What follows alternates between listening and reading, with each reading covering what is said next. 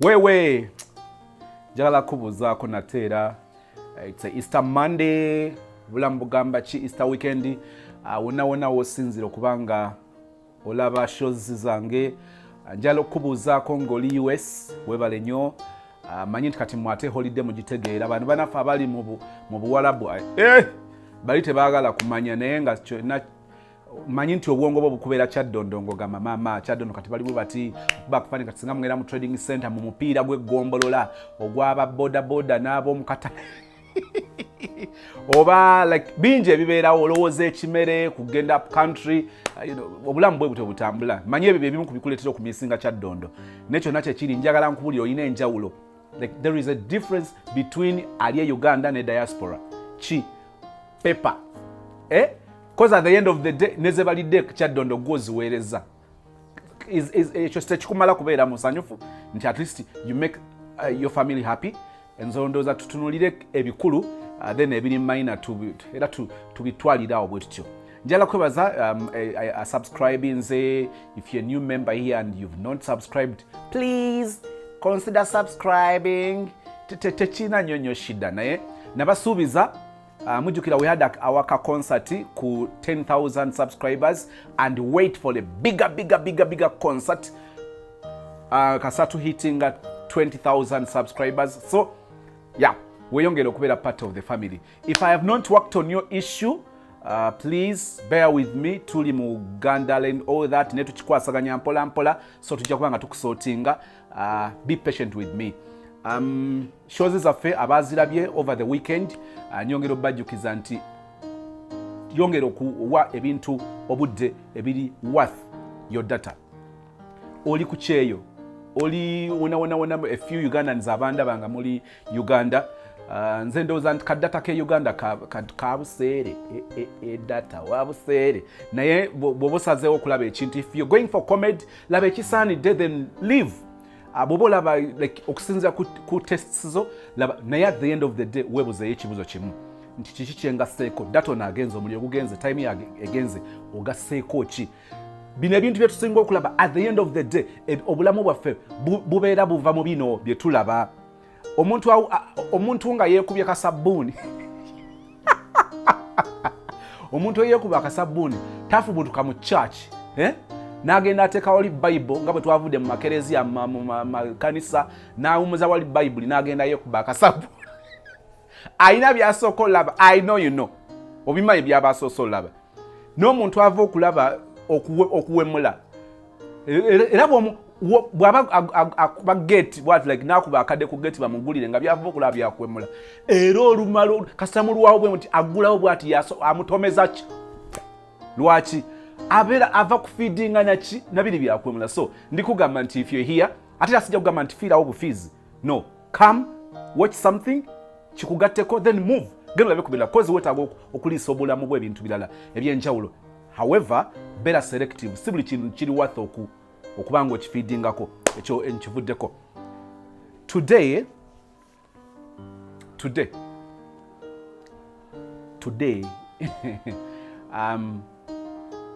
we have a story and this story manyi nti obulamu bw'abawala n'omukwano musoomozebwa nnyo omukwano gagayi tegasoomozebwa nnyo lwaki yakusala kuwe bwe mmanga nze ngenda mu nnyanja n'enkwata akatimba n'enkasukayo akatimba n'envuba bwe nkebera ebyennyanja nga byenvubye nga kino kirina omubiri mulungi naye tekiwoomye nnyo ng'ateeka wali ng'akwata akatimba ng'asuulayo wa kakati gw'oli kyennyanja gwe bakola ki oteekeddwa okubeera selective ne bwe baba bateeza kuba mmanyi ku nkomere abagayi tubatega obuntu ku malobo nja kuteekako amaja ntekeko ka iPhone abalala babateerako nakindaazi ku ddoba ateekako kindaazi omuwala najja ng'agwa amatungo aga my goodness kino ekitumbuwa ate sadida okakananga gayi amubye ekigo ku kitumbuwa bw'oba badde oz'omufollowing obiwulidde abalala babakubidde ku bintu bitono nnyo Becky yabagamba nti nze namutwaliranga ekiberenge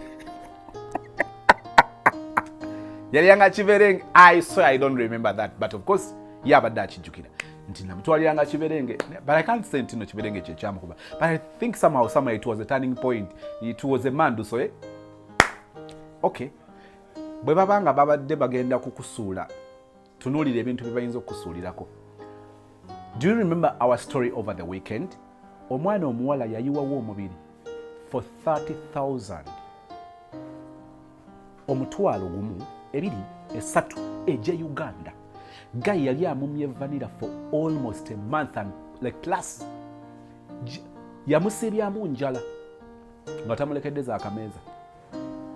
N'alaba nga kiri too much. N'amubalira emitwalo omuggo gumu, ebiri, esatu, n'atekako ne bonus wamu gogu gye emitwalo egi ena. Baby n'ayiwawo omubiri. Oyinza banga ekiri kuyiirawo omubiri kiri eribeera harrier. Of course bwe wepima mu oyinza ba harrier. Naye eri worth disappointment zobeera yolekedde. Story eno sister wa phone njagala kukuwako ka hint ku byoba osuubira. Erimu trust issues. Nti oyinza okwesiga omuntu amangu omuntu ne kiba n'obuzibu. Naye kyenjagadde okugjayo mu bino kye kino. Oli ku kyeyo ogudde ku mwana ali muli ku social media akutokose n'akugamba n'okugamba nti yagenda okukunona ku kisaawe. Tosookedde na wammwe be baakuteekamu amagye okugenda okuba ekyeyo kati munafu okyamuukiridde olinga omukolezeeko omuliro ogambye bagenda kusooka gaya asooka kuno ewaka obagamba ogenda kudda 17th in actual sense okomawo 10th osooka wa guy tomulabangako kubanga osobbalalidde ku internet. Njagala kukubuulira kuyinza oba ekyo last ekyo kikuliko agenda kubeera naawe weekage ngenda kukubuulira part 2 eya conversation eno in our show encha. Kyenjagala ekirala hint gyenjala okuba mu show eno, Guy nabba omuwala n'akyala ewa Guy emirundi ebiri nga buli lwakyala lwe bababba kyokka bwe babba bintu bya muwala.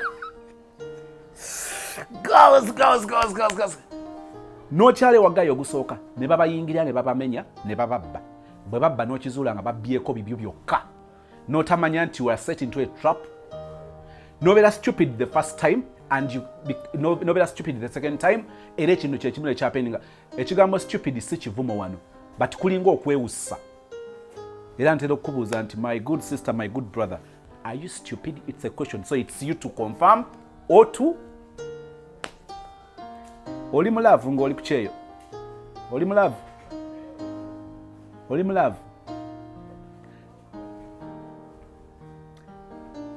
Yagaza omutwe, yagaza omutima, yagaza emikono, yagaza amagulu. Byonna bigatte. Bw'onoogwa mulaavu nga mutwe gwe gukulembedde, otomedde. Am I communicating to someone? Akasente ko kakoleze nga kakumenya. Just bear with me. Ndoza kubanga ate sister namusuubiza nti tugenda kikola olwaleero. Nakyo tukijjewo kiboozi. Nabagamba ono tubeera mu parapase peregezi tubeera mu reality. Sister ali US nkutumiddeko cause you're watching. Sister gwenjogerako kati business investments ze ndoza ayingidde akawumbi. Nabagamba tuli bantu bakulu abanywa chai ayokya. Tetuli wano kukola biboozibuuzi. Listen and listen carefully. Project zaalimu ndoza ziyingidde akawumbi. Wano ekyaddondo. Naye njala obbabuulira Guy amulaga nti amwagala nnyo. Amugamba talina mukazi Uganda. Bitambudde omwaka gumu, myaka ebiri, amugamba baby nene awe singa bale n'omukazi ekyaddondo. Of course nandibadde at least once in kuba like in 2 years nzirako ekyaddondo. Naye kati ekimu kubiraga nti teri muntu kwe kubanga tewali ki kugamba nti ngenzeeyo. This is what happened. Omuwala akizuula oluvannyuma nga Guy yayina, is it green card? Because I think boba ne green card ate bange ekufula omutuuze somewhere then ngeringa ekujjako obutuuze. If I am not sibwemba siri perfect mu ekyo, please nze ndi Uganda nali nfunyeko green card sagala mbere wano nemulise ku kyesiri. Omaye abantu balowooza nti knowing everything bwe bulamu. It is normal okubanga tolina byomanyi. Oyinza obanga onsinga okumanya ebibeera ku flight when you board a flight obinsinza.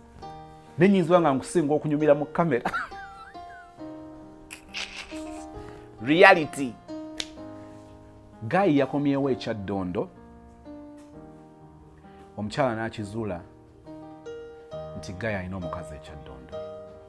ayina family kati amukubira kyali bagamba data ali expensive ate tulina okujjako data bla bla bla bla bla tamukubira ku zi video call bobudde bwekiro abeera so bize kakati ne babeera mu bulamu bwe butyo kyeninga kyenzuula kye kino nti Guy akola akazannyo ke abeere ne madanse e Kampala abeere ne madanse e Bulaaya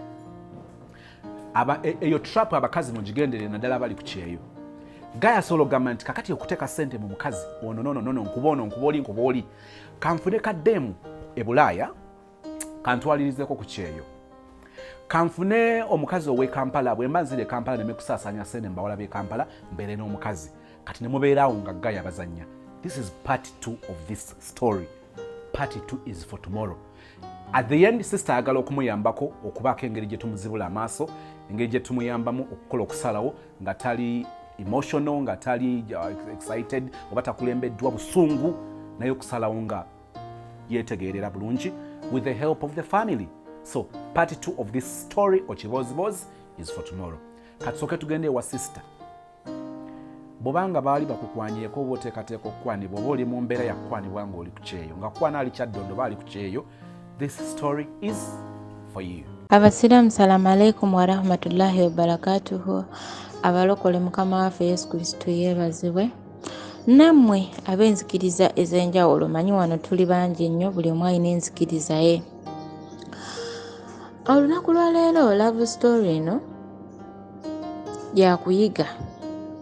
Sina magezi genjagala naye nga yakuyiga tuwe ekyokuyiga ffenna. Ate nga nange ekyanzijja mu love life eno gye nalimu gye nafuna ku online kuno kuba Guy ono namujja ku online naye kata ankuulemu ebyenda kata mpulira omutima nga gunsowotokamu gugwa. Munnange sijja balwisaayo, nze mu Kampala nakolako Kampala Parent School erya Mr. Sudil, nenkolako ku CMI Embuya, nentandika okusobola engoye from Nairobi to Kampala, nenvaayo nenyingira Oman.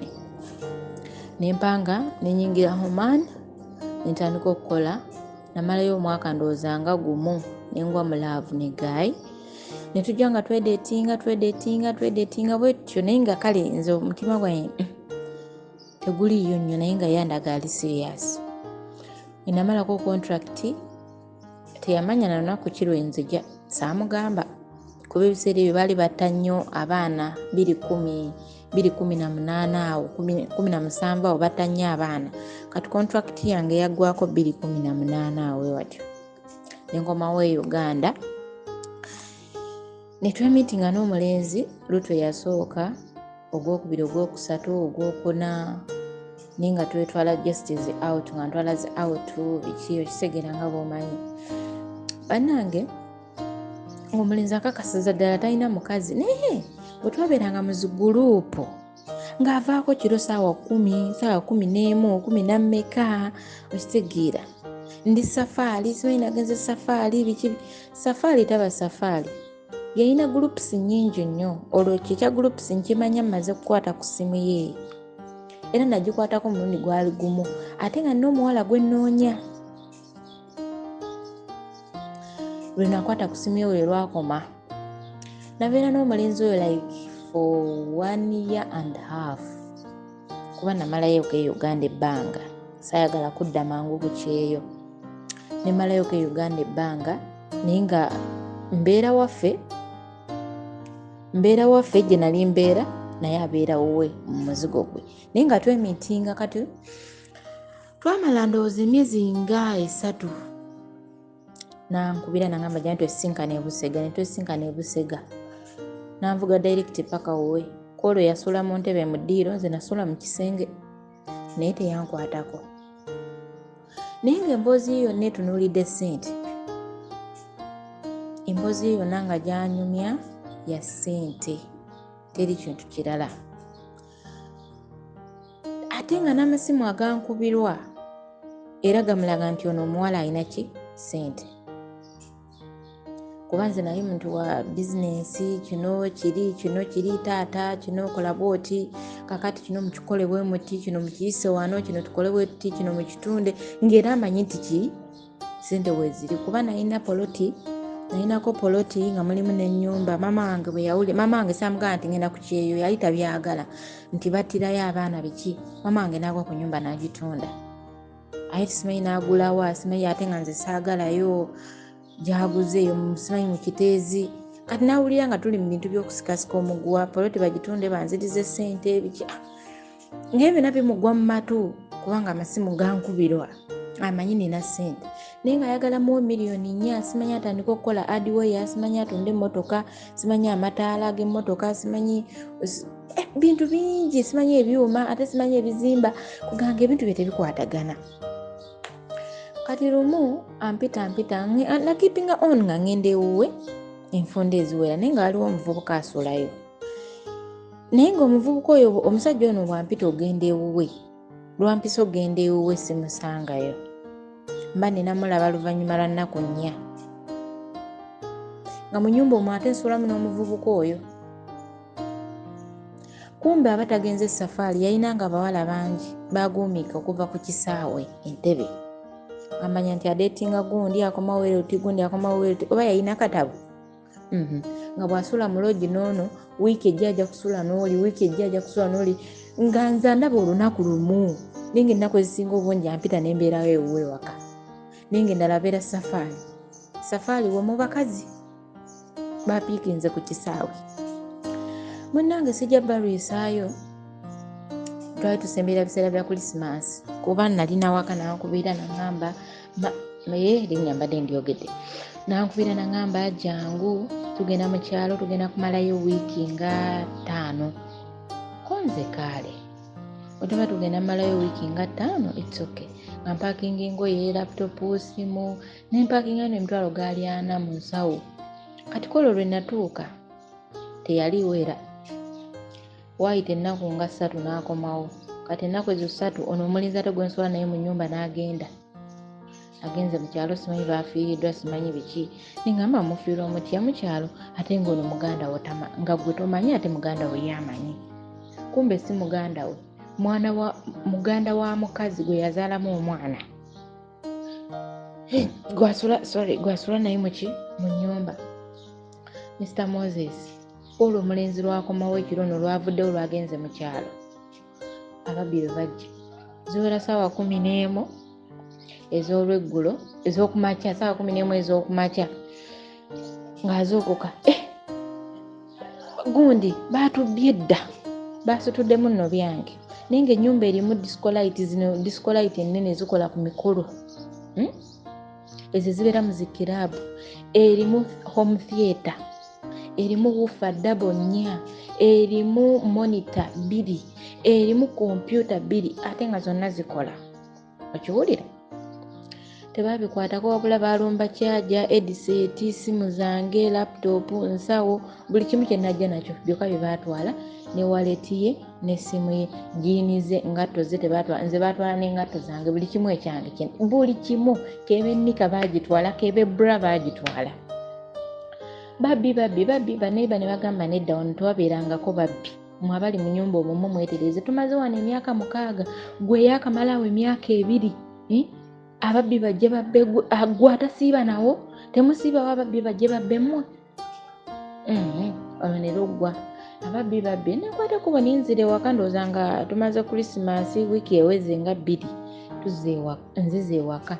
Nankubira jja tugendeko ewa sisita wange ayagala kulaba biki naye tugenda kumalayoko ennaku. Nenkwata engoye zange nempakinga n'essimu yange endala nenzija. Kati bwe najja tebeezamu buli wenzija simusangawo, mba nsangawo oli ate ye mba nnamulaba oluvannyuma lwa nnaku nga 4. Munnange nga nkola ki? Nga nzija. Bwe najja ne mu meeting kati bwe na meeting ate oli aba alina okukola ki? Okugenda. Oli omuvubuka gwe nsula naye mu nnyumba ng'alina okugenda. If you're my good follower, ojja gendera nnyo nga njogera ekigambo red flags. Red flags. Eri abantu ababeera mu mukwano nga kyayita obwenzi, kyayita okukiitingibwa, kyayita okubbibwa, kwe kukeera enkyanga ennyumba bagimenye. Osobola okulaba red flags. Omuntu yeesazasaze ewaka, budde bwa kiro, stranger, mwebuuza gy'ayise okuyingira ekikomera, it is a sign nti ennyumba erimu omugwira, like there is a stranger. Kitegeeza ki? Kwe kakasa nti ogaddewo bulungi, kwe kakasa nti ebintu eby'omuwendo biteguddwa, obuntu bayinza okupikinga amangu n'obujjawo n'obuteeka mu kisenge. Kakati sister, ogenze wa guy omulungi ogusooka, bakubbye. Bwe bakubbye, okizudde ng'ebintu babbye bibyo byokka. Bayise ku kompyuta za guy, bayise ku ziwuufa, bayise ku buntu obulala obulinga obwangungu, banoonyezza ne babba n'ennika. Ekyo n'otakiraba nga red flag. Isn't that enough to tell you like you're in love with the wrong person? The story continues. Olwo kirondoota nga discolite zimulisa kumba omubbi ali mu kumulisa katooki ne mwekanga naye ngenda okumwekanga ng'ebintu byange byonna baabitutte dda ebibye tebaakwatako.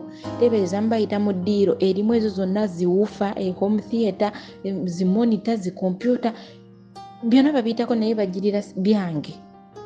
Nenyumizaako mukwano gwe nanga omusajja esooka omulekemukko. Omusajja ajja kuttira mu nnyumba ebituuse kuba ayinza kuba namunyumiriza buli kimu kyonna. Naga ayagala ssente ate gwe tomuwanga ku ssente. Kitegeera tokwatanga ku ssente nga wolaba n'abaala bava ebweru simanyi biki n'okwata obukadde n'omuwanze nina obwo obudde nagenda kukolerera future yange. Nina abazadde bange, nina bato bange. Zire mukwonoona ssente ogwa laavu ngulirire laavu. Era tebaakakkana ebintu byange baabitwala. Nasooka mwesonyiwa nga mpita jangu biki nga mpita kolo yali angulidde peya z'engato zaali 3 oba nazo baali balina gye bazibbye. Nze naawe temuseka bannange.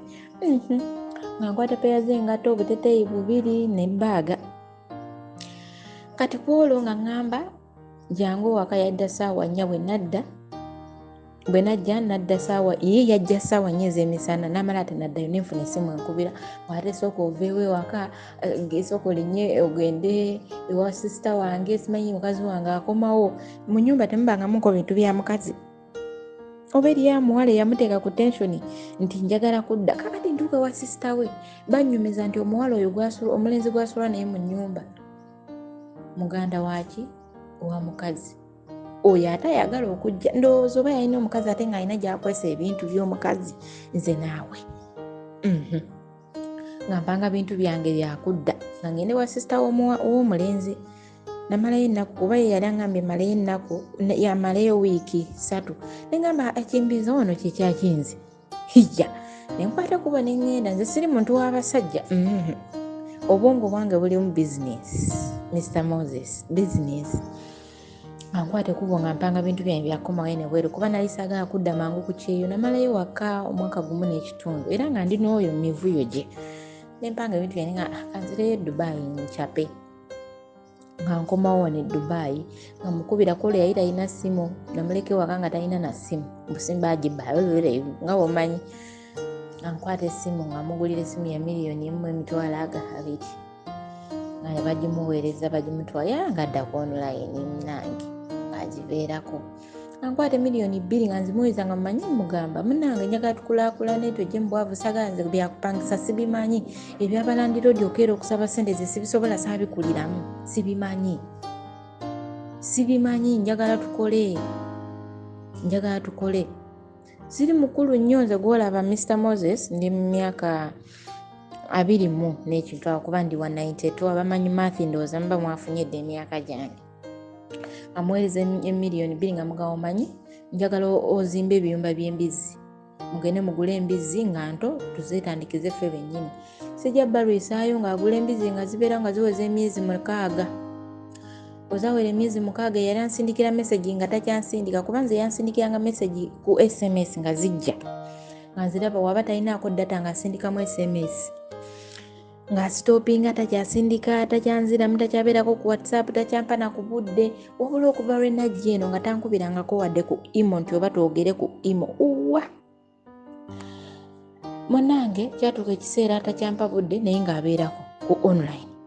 Ssaawa 6 gwa kiro kwali n'osindika message n'ogamba nange ng'obwongo bwonna bundi ku mulenzi oyo wadde nga biri byonna byalooba bitukola naye nga njowa boda omulenzi mwagala saagala neebake n'oli no.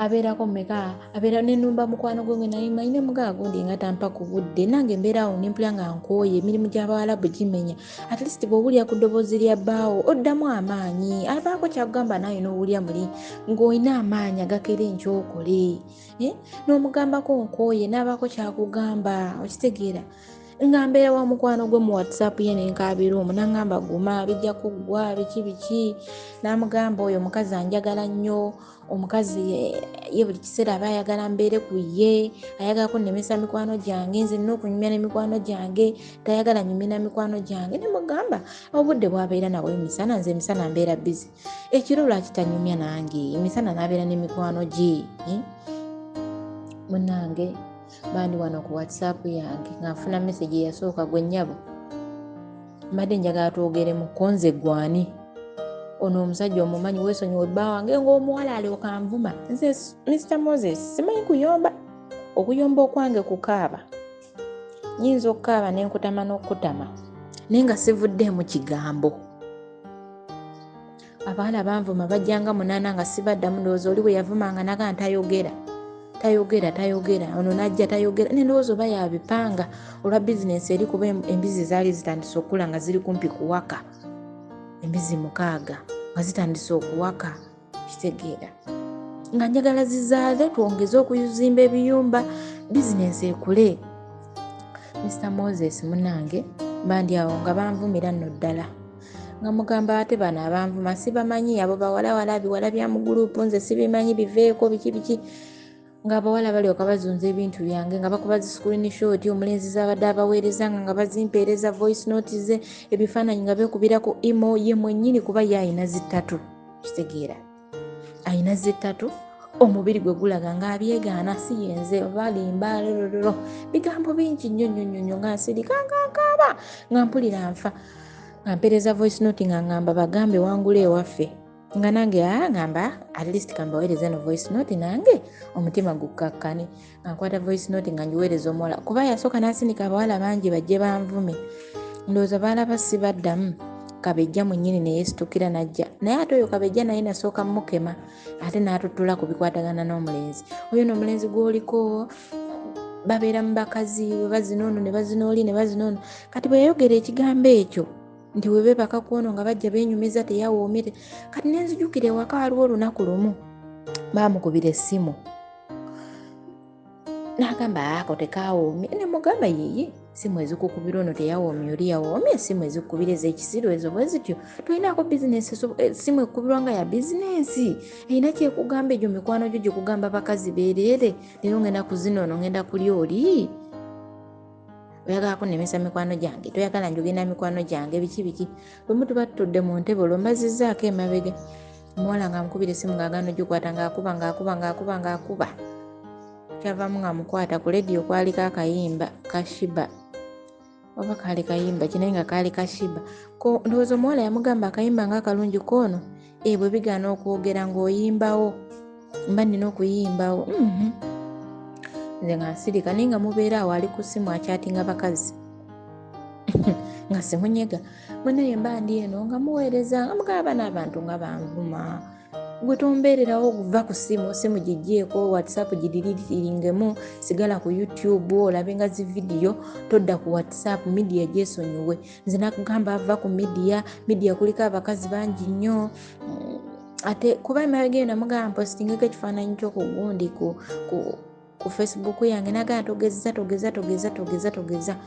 n'agaana era saakipostingayo naye sagala ogendere ku media abantu mubimanyi ebintu bya media bajja kubuzaabuza bajja kuwa ebigambo nze nyenda nina abakazi bajja kuvuma nakugamba bajja kuvuma lwaki teweesonyiwa media whatsapp gijje mu simu yo va ku whatsapp nda mu mirimu gyo focus on your job bigambo bingi nnyo nga sisobola kukyebeera nenkyawa mikwano gyange nenva ku ssimu nenkyawa mikwano gyange nene mukyayiramu omuvubuka oyo kati nkwata voice note gye yampeereza ngiweereza omuwala kabejja omuwala alumba message zaade bakyatinga n'omulenzi azimpeereza Mr. Moses njezikuweereza nabula okugwawo ekyomumwa oyo naawe mwagalako ssente nina kyemwagaza sirina kyemwagaza naawe njagala ssente namwe ebyekampala mbimanyi byakweyiiya, nze omuwala simwagala yanneesibako mumugambe yeetereeze najula okwabika nga ne bwe ntuula obutuuzi ku ntebe sijjaawo, emmere tewooma, caayi tawooma, ndi amaziga gampitamu, nkanuka amaaso. Bannange nakoowa laavu Mr. Moses. Oli ne bwajja ng'asinda ntya ndabira ddala oyo, ndabira ddala y'oli, ndabira ddala nga yoyo ne bw'anaŋŋamba ekifaanana kitya nti yoyo omulenzi namuggyako online. Naye mwegendereza abantu baani ababa kima ku airport? Owaani gw'ogenda osuula, ogenda suula wa muntu ki? Ani akutwala? Omusanze ku online omwesize bwenkana ki? Singa nze yanzita kuba ebyo byonna ebintu bingi Mr. Sozi ne byesitamaze eyo bingi online eyo. Yes, abamu mufunamu love entuufu, naye mpulira omutima gwange gwekyawa nenkyawa mikwano gyange, nenkyawa mama wange, nenkyawa buli omu nga saagala muntu kuwuliza kigambo kya muntu, nenkyawa ekiyitibwa voice note ng'eva mu WhatsApp, nengikyawa nga saagala giwulira. Bwe mpuliriza ennyimba za laavu nkaaba bukabi, bwe mpuliriza ennyimba za gospel nkaaba bukabi. Naye nalina oluyimba lwenjagala nnyo, nze ndi mukyala musiraamu, oluyimba olwo nalwagala nnyo nti I believe Jehovah you, I trust in. Nawuliriza oluyimba olwo era nakati nsobola oluyimba nendukuba wali nendumalako kuba naluteeka mu replay nga lwe luplay nga lwe lusiibako lwe lukola kino. Oluyimba olulala lwali mu Luswayiri kuba manyimu Oluswayiri engeri gye nasuubulangako e Nairobi, ate era nabeerayoko nenfunayo omulimu. Naye bannange mwegendereze online dating. Sweet, wano wentera okubuuza ekibuuzo kya ku famire, ffenna tukimanyi. Awo wali musiru, gayo kizudde talina mulamwa, oyiyiza oddeyo okuba ekyeyo, akugambe talina ssimu, okutte ssente obaze 5 akakadde kamu kitundu, gayo omugulidde essimu. I always tell you nti ekimu ku bisoomooza is to advise a girl about love, just like it is hard to advise a man ku ssente ze. Nenterera okuddamu nekigamba nti omuntu nga mugezi ayigira ku nsobi z'abalala, omusiru ayigira ku zize. Which kind of love? Bane tuyige okukola evaluation, tuyige okuauditinga relationships zetubeeramu. Omuntu nga tonaba kutamaja omuteeke ku minzaani eya common sense eyiyo, negayo nangattako ki kati omutaddemu essimu yokka. Obaze obukadde bumeka? 2 obumuweereza ku diiru ki?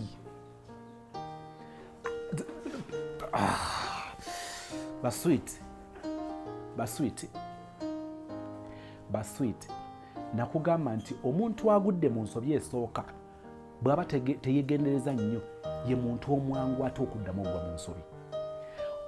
Omubbi nga yazze n'akubba, bw'oba toyize leesoni, gwe muntu omwangu okuddamu okubba. Omanyi lwaki?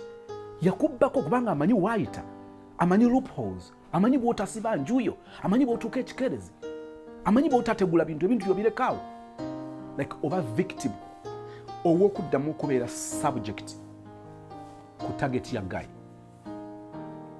Kati ogenda okwezuula nga waliwo ensobi ze walabanga nengolooza maybe is a topic for another day. Naye njagala kukubuulira kino, ssente z'ekyeyo oba abamu tuzigenzeemu nga tetwalina nnyo goal gye twali tutunuddemu, salong the way buli akusanga n'akumatiza. Kyova olaba guys muli badiaspora, ofuuse slave owa famire yennyini, ofuuse slave owa mama wo yennyini, n'alya ssente mu kibiina ng'amanyi nti gwe ogenda ozisasula. Anti ogenda wulira nga mama wo ali mu kkomera, ogenda kubeera settled, you collect your money era oziweereze. Sendi wave eba eri awo turu nga kayingiddewo, oba Western Union. Lwaki? Bakizuulanga eyo weakness yo, So you're slave for your family, you're slave for a guy, you're slave for your woman. Okwagala tukubeeremu n'amagezi, si kukubeeramu na busiru. Ekimu ku byenkwagadeko bwe buvumu to share your story with us.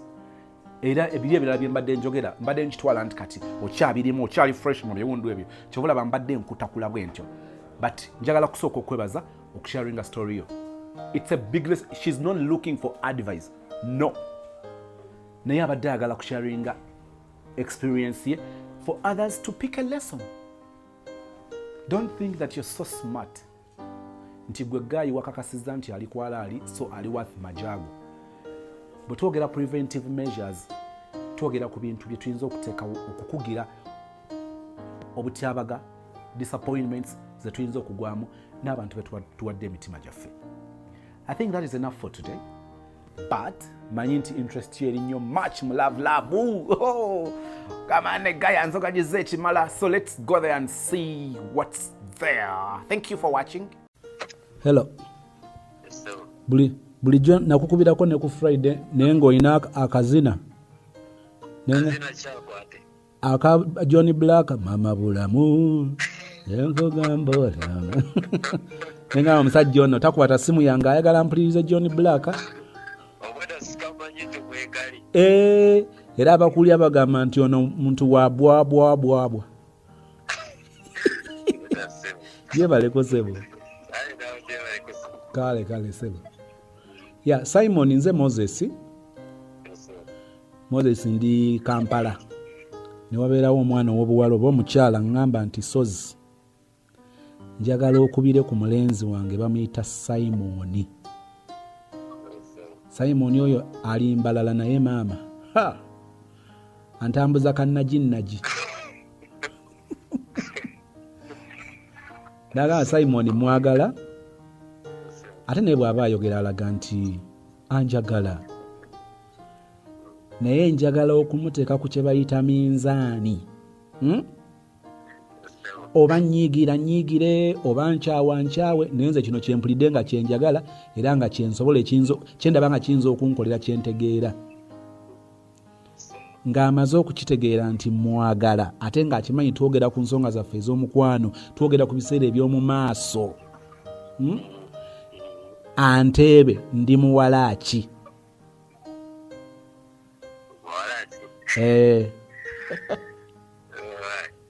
Tuvuddeyo mu Johnny Black kati ka firimu katuuse ku Nyanjula. Katandika butandisi. Simon. Olowooza muwala ki ono?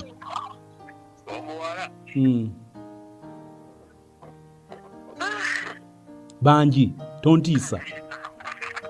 Why? Simon. Oyinza obanga weebuuza nga wentuŋŋamo wa Kabwohe, Lukunjiri, Hoyima, Mbale, Jinja, nga buli district olinayo ng'olinayo RDC. Ogenda kunsonyiwa kubanga bade mukopize. Kati nsaba kunsonyiwa mbulira erinnya lyokka nkute. Oya akulini. Lwaki annimbi? Baze kwenyina ali mlezo. Yani. Ndeseti ya omanyi waliwo okusanga nti abavubuka ebiseera ebisinga babeerawo bakwana wa.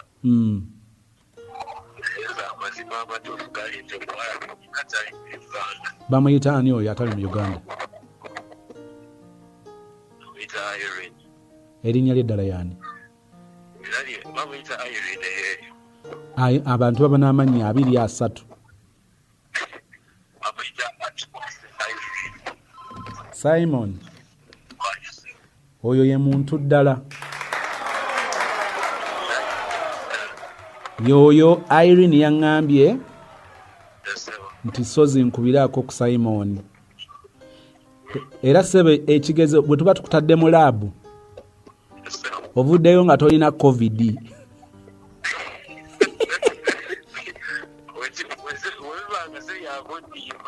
Saagala nkulimbe Simon.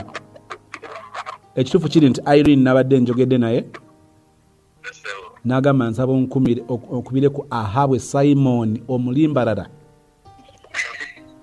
omugambe naye sebo karantine ogenza ovaayo ng'oli covid free.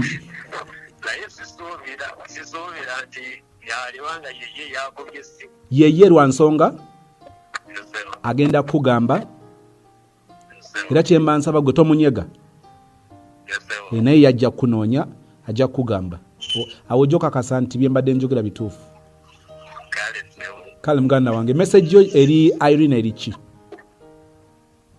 I love her so much. You love her so much.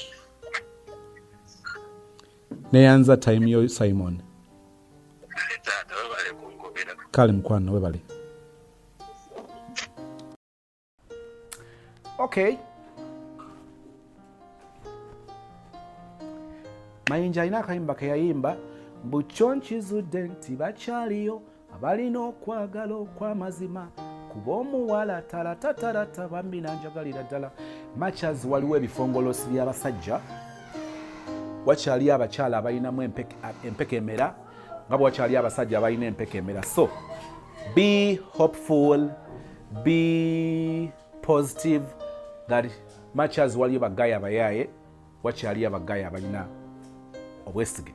Machas waliyo abawala abayaye tubalabyeko, waliyo n'abawala nga bali kwalaali. So nze ndoza tukkirize nti bisoboka ng'ogudde amaaso go weetaaga eriisa eryokusatu.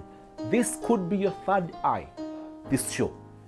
Video endala gy'onoosalawo okulaba bw'oba osazeewo okulaba video nga oli selective, it can be your third eye.